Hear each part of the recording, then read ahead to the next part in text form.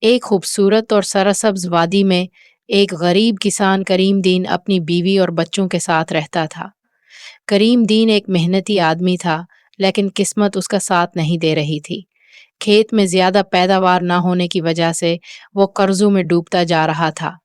ایک دن جب وہ اپنے کھیت میں ہل چلا رہا تھا، اچانک اس کی نظر ایک چمکدار سانپ پر پڑی جو سورج کی روشنی میں سونے کی طرح دمک رہا تھا۔ کریم دین پہلے تو ڈر گیا، لیکن سانپ کی آنکھوں میں ایک عجیب سی چمک تھی، جیسے وہ کچھ کہنا چاہتا ہو۔ سانپ انسانی آواز میں بولا، کریم دین، میں ایک عام سانپ نہیں بلکہ ایک جادوئی سانپ ہوں۔ اگر تم مجھ سے دوستی کرو تو میں تمہاری مدد کر سکتا ہوں۔ کریم دین حیران رہ گیا، مگر اس نے سوچا کہ اس کی قسمت شاید بدلنے والی ہے۔ مجھے تم سے کوئی نقصان نہیں چاہیے، بس میرے حالات بہتر کر دو۔ سانپ مسکرایا اور بولا، اگر تم مجھے روزانہ ایک پیالہ دودھ دو گے تو میں تمہیں ہر روز ایک سونے کا سکہ دوں گا۔ یہ سن کر کریم دین خوشی سے جھوم اٹھا۔ اس نے وعدہ کیا کہ وہ روزانہ سانپ کو دودھ پلائے گا۔ اگلے دن جیسے ہی کریم دین نے دودھ رکھا، سانپ آیا اور دودھ پی کر اپنی پونچھ میں ایک سونے کا سکہ نکال کر زمین پر رکھ دیا۔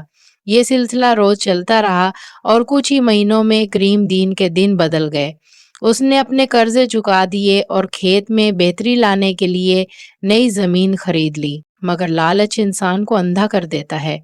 کریم دین کی بیوی کو شک ہوا کہ یہ سانپ خزانے کا مالک ہوگا اور اس کے پیٹ میں بہت سونا چھپا ہوگا۔ ایک دن جب کریم دین گھر پر نہیں تھا، اس کی بیوی نے موقع دیکھ کر کلہاڑی اٹھائی اور سانپ کو مارنے کی کوشش کی۔ سانپ شدید زخمی ہو گیا، مگر مرنے سے پہلے وہ بولا، لالچ کا انجام برا ہوتا ہے۔ میں تمہاری مدد کرنے آیا تھا، مگر تمہاری لالچ نے سب کچھ برباد کر دیا۔ یہ کہہ کر سانپ غائب ہو گیا اور کبھی واپس نہ آیا۔ کریم دین جب کھیت پہنچا تو اسے یہ سب معلوم ہوا۔ وہ بہت افسوس کرنے لگا، لیکن اب کچھ نہیں ہو سکتا تھا۔ نتیجہ: کریم دین نے اپنی بیوی کی غلطی سے سبق سیکھا کہ لالچ ہمیشہ نقصان پہنچاتا ہے۔ اگر وہ صبر سے کام لیتے تو ان کی خوشحالی برقرار رہتی۔